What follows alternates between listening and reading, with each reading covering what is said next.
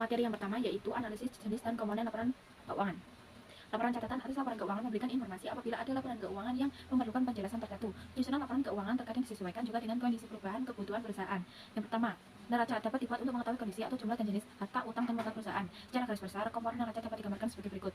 Yang pertama, aktiva lancar terdiri dari kas, rekening pada bank, deposito berjangka, surat-surat berharga, piutang, pinjaman yang diberikan, sediaan biaya yang dibayar di muka, pendapatan yang masih harus dibayar, dan lain sebagainya. Yang kedua, penyertaan. Yang ketiga, aktiva tetap. Yang keempat, aktiva lainnya. Kemudian komponen utang serta modal tergambar dalam posisi pasifah sebagai berikut. Yang pertama, utang lancar.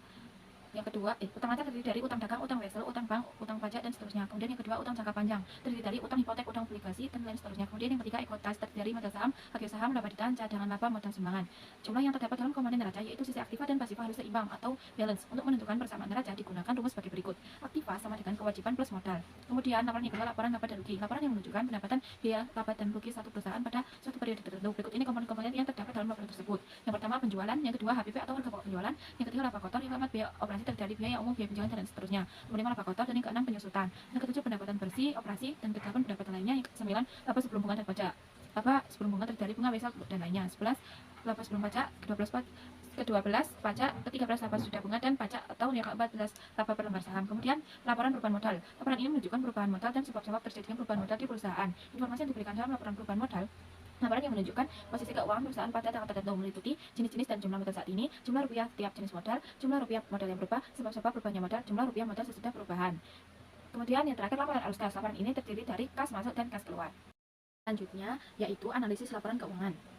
Analisis laporan keuangan adalah penilaian terhadap laporan keuangan perusahaan untuk memahami kinerja, posisi, dan kesehatan finansialnya. Akan terlihat kondisi keuangan perusahaan yang sesungguhnya. Kondisi keuangan yang dimaksud adalah diketahuinya berapa jumlah harta atau kekayaan, kewajiban atau utang, serta modal atau ekuitas dalam neraca yang dimiliki. Tujuan utama analisis laporan keuangan adalah agar dapat mengetahui posisi keuangan perusahaan saat ini. Analisis rasio keuangan. Rasio keuangan menurut James J. Van Horn merupakan indeks yang menghubungkan dua angka akuntansi dan diperoleh dengan membagi satu angka dengan angka lainnya. Analisis rasio keuangan digolongkan menjadi sebagai berikut. Rasio neraca, rasio laba rugi, rasio antar laporan. Yang kedua, fungsi analisis rasio keuangan untuk milenial kinerja manajemen dalam suatu periode apakah mencapai target seperti yang telah ditetapkan. Rasio likuiditas. Rasio likuiditas menurut Fred Weston menyebutkan bahwa rasio likuiditas merupakan rasio yang menggambarkan kemampuan perusahaan dalam memenuhi kewajiban atau utang jangka pendek. Tujuan dan manfaat. Untuk tujuan yang pertama, untuk mengukur kemampuan perusahaan membayar utang yang segera jatuh tempo pada saat ditagih. Kemudian yang kedua, mengukur kemampuan perusahaan membayar utang jangka pendek dengan aktiva lancar secara keseluruhan. Yang ketiga, mengukur kemampuan perusahaan membayar utang jangka pendek dengan aktiva lancar tanpa memperhitungkan sediaan atau piutang. Yang keempat, untuk mengukur atau membandingkan antara jumlah sediaan yang ada dengan modal kerja perusahaan, dan seterusnya. Kemudian manfaat, untuk menilai kemampuan perusahaan dalam membayar utang kepada pihak ketiga. Kemudian jenis-jenis. Yang pertama, rasio lancar atau current ratio. Yang kedua, rasio sangat lancar atau quick ratio atau acid test ratio. Yang ketiga, rasio kas atau cash ratio. Yang keempat, rasio perputaran kas. Yang kelima, inventory to net working capital. Rasio solvabilitas. Rasio solvabilitas merupakan rasio yang digunakan untuk mengukur efektivitas perusahaan dalam menggunakan aktiva yang dimilikinya. Tujuan yang pertama, untuk mengukur berapa lama penagihan piutang selama satu periode atau berapa kali dana yang ditanam dalam piutang ini berputar selama satu periode. Yang kedua, untuk menghitung hari rata-rata penagihan utang-utang. Yang ketiga, untuk menghitung berapa hari rata-rata sediaan tersimpan dalam gudang. Dan yang keempat, untuk mengukur berapa kali dana yang ditanamkan dalam modal kerja berputar dalam satu periode atau berapa penjualan yang dapat dicapai oleh setiap modal kerja yang digunakan. Yang kelima, untuk mengukur berapa kali dana yang ditanamkan dalam aktiva tetap berputar dalam satu periode. Yang keenam, untuk penggunaan semua aktiva perusahaan dibandingkan dengan penjualan. Kemudian manfaat. Yang pertama, dalam bidang piutang. Yang kedua, dalam bidang sediaan. Yang ketiga, di bidang modal kerja dan penjualan. Yang keempat, dalam bidang aktiva dan penjualan. Kemudian jenis. Yang pertama, perputaran piutang atau receivable turnover. Yang kedua, perputaran sediaan atau inventory turnover. Yang ketiga, perputaran modal kerja atau working capital turnover. Yang keempat, perputaran aktiva tetap. Analisis rasio aktivitas. Pengertian analisis rasio aktivitas merupakan rasio yang digunakan untuk mengukur efektivitas perusahaan dalam menggunakan aktiva yang dimilikinya. Tujuannya yang pertama, untuk mengukur berapa lama penagihan piutang selama satu periode atau berapa kali dana yang ditanam dalam piutang ini berputar dalam satu periode. Yang kedua, untuk menghitung hari rata-rata penagihan utang-utang. Dan yang ketiga, untuk menghitung berapa hari rata-rata sediaan tersimpan dalam gudang. Dan yang keempat, untuk mengukur berapa kali dana yang ditanamkan dalam modal kerja berputar dalam satu periode atau berapa penjualan yang dapat dicapai oleh setiap modal kerja yang digunakan. Dan yang kelima, untuk mengukur berapa kali dana yang ditanamkan dalam aktiva tetap berputar dalam satu periode. Dan yang keenam, untuk penggunaan semua aktiva perusahaan dibandingkan dengan penjualan.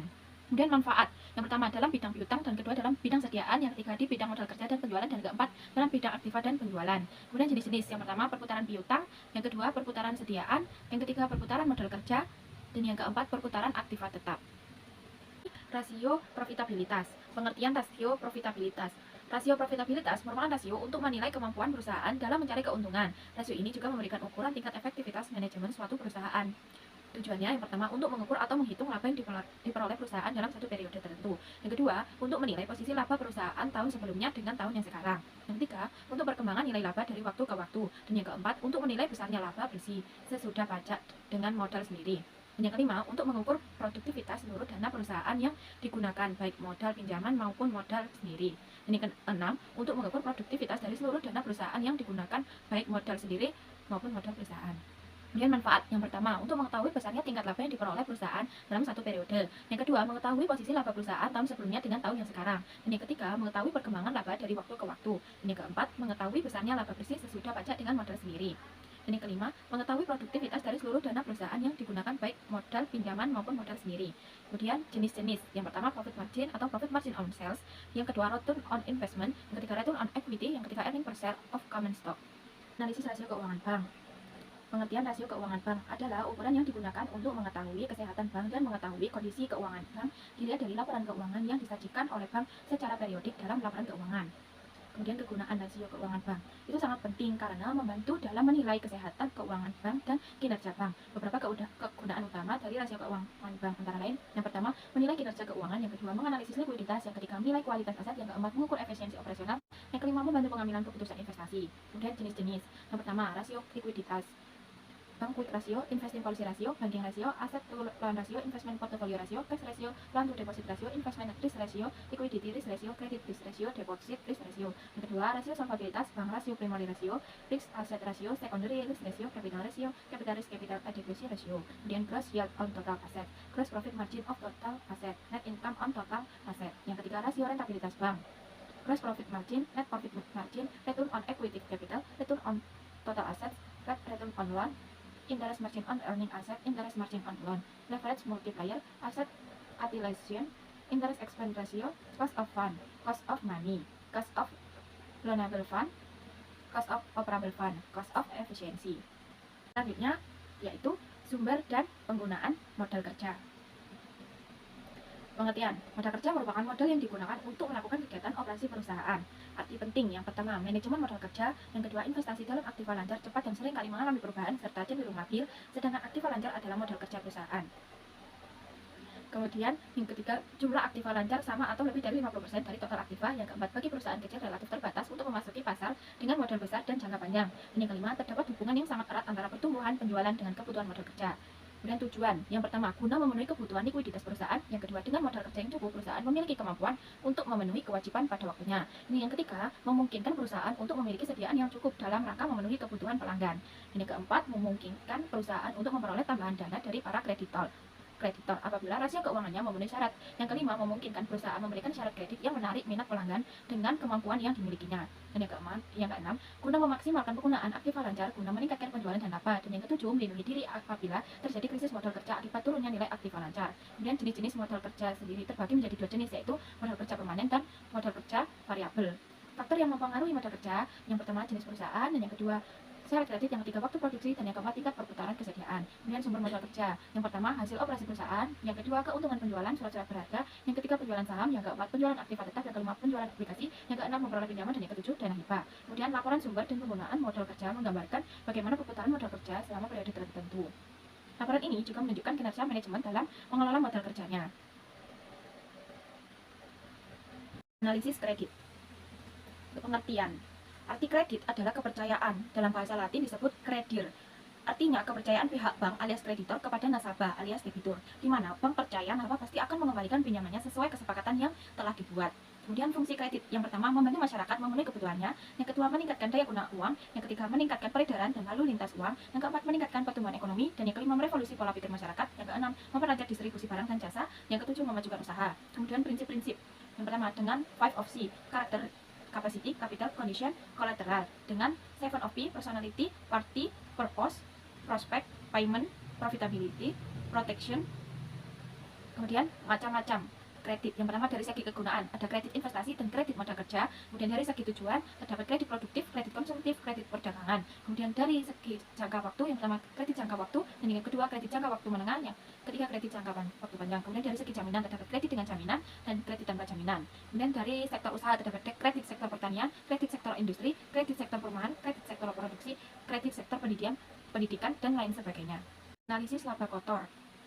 Pengertian, laba kotor artinya laba yang diperoleh sebelum dikurangi biaya-biaya yang menjadi beban perusahaan. Artinya, laba keseluruhan yang pertama sekali perusahaan peroleh. Kemudian faktor-faktor yang mempengaruhi. Perubahan yang terjadi laba kotor disebabkan dua faktor, yaitu faktor penjualan dan faktor harga pokok penjualan. Sementara itu, penjualan dipengaruhi oleh faktor harga jual dan faktor jumlah barang yang dijual. Harga pokok penjualan dipengaruhi oleh harga pokok rata-rata dan jumlah barang yang dijual. Kemudian, manfaat yang pertama untuk mengetahui penyebab turunnya harga jual, yang kedua untuk mengetahui penyebab naiknya harga jual, yang ketiga untuk mengetahui penyebab turunnya harga pokok penjualan, yang keempat untuk mengetahui penyebab naiknya harga pokok penjualan, yang kelima sebagai bentuk pertanggungjawaban bagian penjualan akibat naik turunnya harga jual, yang keenam sebagai bentuk pertanggungjawaban bagian produksi akibat naik turunnya harga pokok, yang ketujuh sebagai salah satu alat ukur untuk menilai kinerja manajemen dalam suatu periode. Kemudian perencanaan, membuat rencana laba suatu perusahaan merupakan kewajiban yang harus dilakukan. Oleh karena itu, usaha sebelum suatu kegiatan dijalankan dalam membuat rencana laba perlu terlebih dahulu ditentukan atau dianggarkan target laba yang ingin dicapai, baru kemudian disusun harga jual yang harus dipasang. Analisis break-even point. Pengertian, analisis break-even point merupakan salah satu analisis keuangan yang sangat penting dalam perencanaan keuangan perusahaan. Analisis ini biasanya lebih sering digunakan apabila perusahaan ingin mengeluarkan suatu produk baru. Artinya, dalam memproduksi produk baru tentu berkaitan dengan masalah biaya yang harus dikeluarkan. Kemudian, penentuan harga jual serta jumlah barang atau jasa yang akan diproduksi atau dijual ke konsumen. Kemudian manfaat, yang pertama, membantu perusahaan atau pebisnis untuk mengambil langkah yang lebih efisien. Yang kedua, dapat membuat estimasi waktu balik modal. Yang ketiga, profitabilitas dalam suatu bisnis. Kemudian jenis biaya. Terdapat dua biaya, yaitu biaya tetap dan biaya variabel. Kemudian asumsi, mengasumsikan bahwa biaya tetap dan variabel tetap konstan dari waktu ke waktu. Namun, biaya dapat berubah karena faktor-faktor seperti inflasi, perubahan teknologi, dan perubahan kondisi pasar.